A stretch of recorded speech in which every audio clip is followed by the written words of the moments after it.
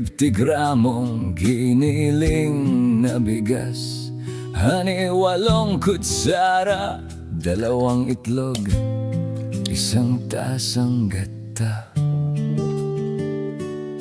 Eto pa kasunod, didagdag ang konting asin at tubig, 1 kutsaritang baking powder para mas maalsa. Haluin mo lang ng swabe, walang buo, dapat ay smooth. Sa bawat ikot ng bowl, mag-iisang kulay, manilaw-nilaw. Bibingka, pang-almusal, merienda, pang-midnight snack pa.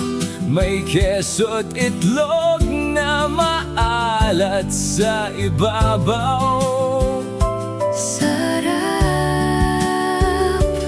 Bibingka, sakto sa tamis, Pwede sa diabetic.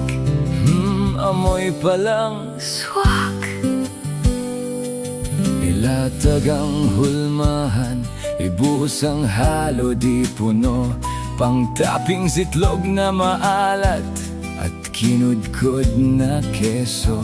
150 to 200 degrees, dapat ang init ng kalan. I-timer ng 15 minuto, ipasok na sa lutuan. Habang hinihintay mong maluto, magbiyak at magkudkod ng niyog na pangbudbod. Ihanda na rin ang kapeng barako. Bibingka, pang-almusal, merienda, pang-midnight snack pa.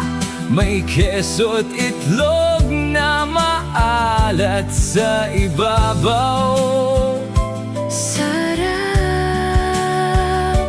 Bibingka, sakto ang tamis, Pwede sa diabetic. amoy pa lang. Swak. Atun na pag umumbok, kulay ginto, hindi sunog. Pag biniyak, umuusok. Hipan mo muna bago isubok.